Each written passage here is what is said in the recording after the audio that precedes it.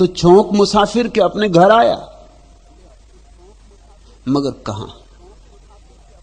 न जिंदगी चौंकाती है तुम्हें, न मौत चौंकाती, तुम्हारी नींद बड़ी गहरी।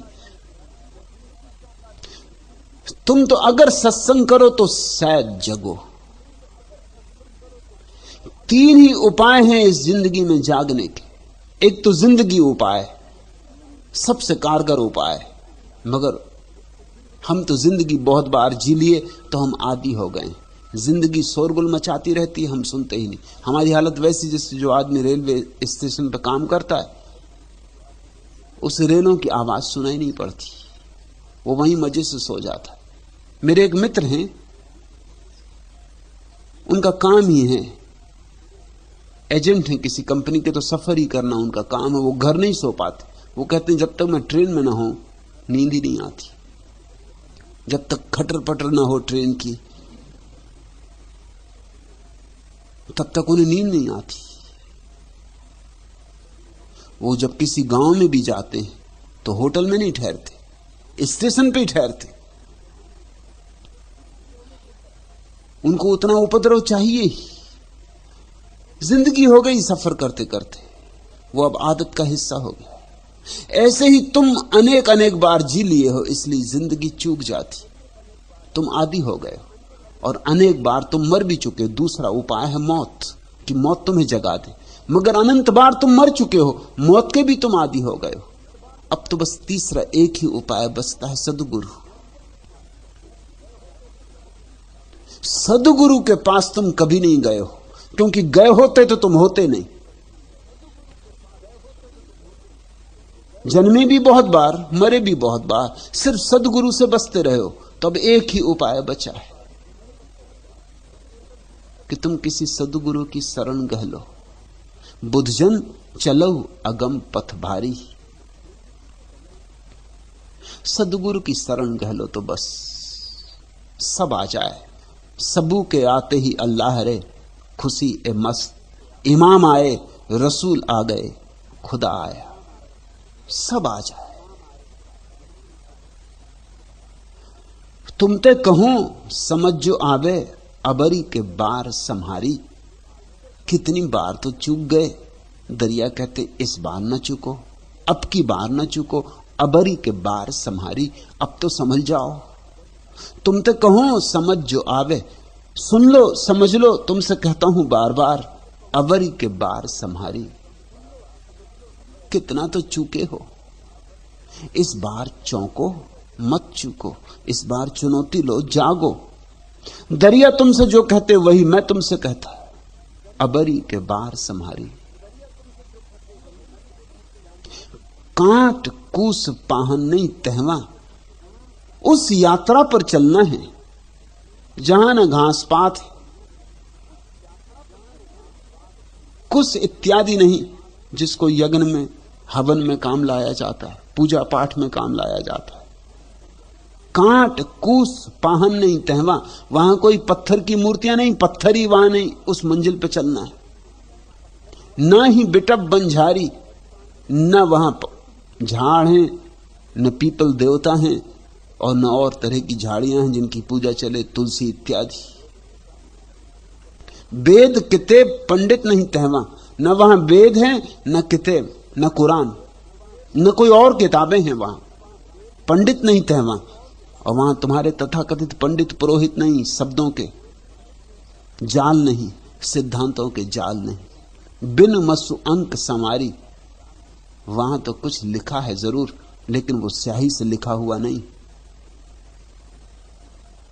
वहां जरूर कोई उच्चार हो रहा है, लेकिन वह उच्चार शब्द का नहीं है, शून्य का है। वहां जरूर कोई नाद है, कोई संगीत है, मगर वो वीणा पर पैदा किया गया संगीत नहीं है, आहत नाद नहीं है, अनाहत नाद है। वहां ओंकार गूंज रहा है। नहीं तय सरिता समुद्र न गंगा, न वहां सागर है, न कोई सरिता है, न कोई गंगा है। ज्ञान के गमी उजियारी, वहां तो बस ज्ञान का उजियाला है, उजियाला ही उजियाला, उजियाले का सागर, उजियाले की सरिता, उजियाले की गंगा। नहीं तह गणपति फनपति ब्रह्मा, न तो वहां गणपति हैं, गणेश जी, न फनपति, न शेषनाग, न बर्मा, वहां ब्रह्मा भी नहीं, नहीं तय सृष्टि समारी। वहां न कोई सृष्टा है न कोई सृष्टि है। वहां तो सब शांत है और सब शून्य है और सब मौन है। वहां तो बस उजियाला है,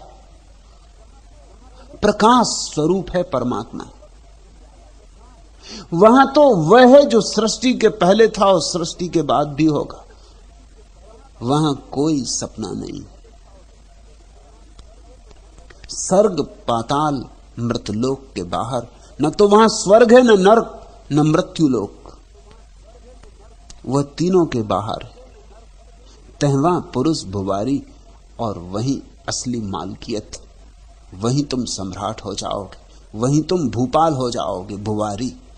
वहीं तुम स्वामी बनोगे, उसके पहले भिखमंगे ही रहोगे। नरक में रहो तो, स्वर्ग में रहो तो, पृथ्वी पर रहो तो, सब जगह भिखारी रहोगे। तुम देखते हो ना, पृथ्वी पे तो हम जानते हैं कि सब भिखारी भिखारी मांग रहे हैं, ये मिल जाए, ये मिल जाए, ये मिल जाए। जो मांगता है वो मंगना है, वासना भिखमंगापन है। और नरक में तो तुम सोच सकते हो हालत और खराब होगी। पहले तो थी, अब का कुछ कहा नहीं जा सकता। अब हालत यह है कि यही हालत इतनी खराब है कि कौन जाने नरक में शायद थोड़ी ठीक भी हो। मैंने सुना एक राजनेता दिल्ली में मरे। राजनेता थे, बड़े राजनेता थे। राजघाट में उनकी समाधि बनाई गई थी। तो स्वर्ग तो उनका जाना निश्चित ही था। जो यहां जमा लेते हैं 60 गांठ, वो वहां भी जमा लेते। जिनको 60 गांठ जमाना आता, वो कोई फिक्र करते हैं यहां की वहां की, वो सब जगह जमा लेते। स्वर्ग जाना निश्चित ही था। वो पहले ही स्वर्ग जाने की टिकट लेके ही चले थे। मगर पहला पड़ाव उन्होंने नरक में किया। शैतान बड़ा हैरान हुआ। शैतान ने कहा, नेताजी आपके पास तो सीधी टिकट स्वर्ग की, कैसे आपने पाई? मैं पूछता भी नहीं, लेकिन टिकट स्वर्ग की, आप यहां क्यों रुकते? लेकिन नेताजी ने कहा, ऐसा है, स्वर्ग जाने के पहले थोड़ी सी शांति और आनंद का अभ्यास तो कर लूं, थोड़ा स्वर्ग जाने के योग्य तो हो जाऊं, इसलिए नरक में टिकता हूं। शैतान बहुत हैरान हुआ। उसने कहा, आप कह क्या रहे? उन्होंने कहा, दिल्ली से यहां ज्यादा शांति। दिल्ली तो बड़ी मुश्किल थी। एक चैन ध्यान करना बैठना कहां संभव। कोई अचकन खींच रहा है, कोई चूड़ीदार पजामा खींच रहा है, कोई नफई ले भागा। ध्यान करना बैठने की सुविधा कहां दिल्ली में? और ध्यान, इसलिए नरक में थोड़ा विश्राम करेंगे, ध्यान करेंगे, थोड़े सुख का अनुभव लेंगे, फिर दूसरा पड़ाव स्वर्ग। एकदम से ज्यादा सुख भी शायद सहा जाए न सहा जाए, उतनी शांति शायद भाए न भाए, इसलिए थोड़ा देर यहां रुक जाने दो। पहले तो ऐसा था कि नरक की हालत खराब थी, अब की मैं नहीं कह सकता। अब तो हालत पृथ्वी पे और भी बुरी है। पृथ्वी पर तो भिखमंगे हैं, नरक में भी भिखमंगे हैं, स्वाभाविक, क्योंकि जहां दुखपन। लेकिन स्वर्ग में भी भिखमंगे। तुम अपने पुराणों को उठा कर देखो, तुमको पता चल जाएगा। स्वर्ग में भी बड़ा भिखमंगापन है, वहां भी बड़ी दौड़ है। कहानियां हैं पुराणों में, वे कहानियां अर्थपूर्ण हैं कि स्वर्ग के देवता भी जमीन पे आ जाते, किसी ऋषि की स्त्री के साथ व्यभिचार कर जाते। स्वर्ग के देवता, ये तो हद हो गई भिखमंगेपन की। ऊब जाते होंगे अप्सराओं से, तो थोड़ा स्वाद बदलने को आ जाते होंगे पृथ्वी पर। देवियों की भी यही हालत है, कुछ देवताओं से बेहतर नहीं, क्योंकि वहां समानता है। वहां देवी देवता सब बराबर है। ऐसा नहीं जमीन जैसा कि देवता तो कुछ भी करें तो लोग कहते हैं भाई वो तो पुरुष है, स्त्रियां कुछ करें तो अर्चना थी। जब शादी होती है तो लड़की का कुंवारापन पक्का करने की हम चेष्टा करते हैं, लड़के के कुंवारेपन की कोई फिक्र नहीं करता। लड़के तो लड़के, और लड़की लड़की नहीं, लड़की भी लड़की है। मगर यहां भेद है, यहां पुरुष ने स्त्री को खूब दबा रखा है, लेकिन स्वर्ग में कोई भेद नहीं। तो देवियां भी आ जाती, इंद्र नहीं उब जाते उर्वशी से, उर्वशी भी इंद्र से उब जाती। तो कथाएं क्रूर वाक साथ रही, थक गई देवताओं को भोगते भोगते, मनुष्यों को भोगने की आकांक्षा जगी। ये तो भिखमंगापन ही है, इसमें कुछ भेद नहीं, जरा भी भेद नहीं है। ये इसी पृथ्वी का ही विस्तार मालूम होता है, इसी का एक्सटेंशन। थोड़ा इससे बेहतर होगा जैसे लोग जिनके पास सुविधा होती बीच बाजार में नहीं रहते, सबर्ब में रहते। ऐसा स्वर्ग इसी का सबर्ब समझो कि जरा सुविधा है, वहां थोड़ा बगीचा लगा सकते हो। मगर यही भय और यही परेशानियां वहां हैं। जरा ही कोई ऋषि मुनि ध्यान जरा कर लेता है कि इंद्र का इंद्रासन डोलने लगता। ये तो खूब राजनीति हुई और इंद्र घबरा जाता है, तत्क्षण भेज देता है सुंदर रमणियों को कि सताओ ऋषि को। ये ऋषि महाराज ज्यादा आगे बढ़े जा रहे हैं, क्योंकि अगर इन्हें ज्यादा पुण्य कर लिया तो ये इंद्र हो जाएंगे, फिर मेरी गद्दी का क्या होगा। इसमें तो कुछ बहुत फर्क ना हुआ। ये तो बात वही की वही रही जो दिल्ली की थी। देखते अभी चरण सिंह ने किसान रैली कर ली, मतलब मुरारजी का आसन डगमगाने लगा। अब वो घबरा है, अब जल्दी चरण सिंह को वापस मंत्रिमंडल में लो, अब कुछ ना कुछ उपाय करो। ये ऋषि मुनि आगे बढ़े जा रहे हैं। इंद्र भी घबराता है, पुराणों में कथाएं भरी पड़ी, इंद्र घबरा जाता। जरे किसी ऋषि मुनि ने त्याग किया, उपवास किया। अब ये गरीब ऋषि मुनि इस भूखे बैठे ध्यान कर रहे हैं, आंख बंद किए, इनसे क्यों परेशान होते। और अगर स्वर्ग में भी ये चिंता बनी हुई तो क्या खाक स्वर्ग है। इसलिए जिन्होंने जाना है उन्होंने स्वर्ग की आकांक्षा नहीं की। हमारे पास सारी पृथ्वी की भाषाओं में सिर्फ हमारे पास शब्द है मोक्ष। दुनिया की किसी भाषा में मोक्ष शब्द का कोई पर्यायवाची शब्द नहीं।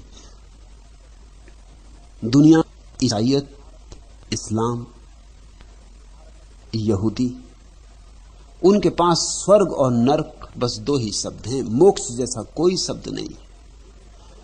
मोक्ष की धारणा बड़ी अद्भुत धारणा है। नरक है दुख ही दुख, स्वर्ग है सुख ही सुख। मगर हमने यह अनुभव किया कि सुख और दुख अलग अलग नहीं होते,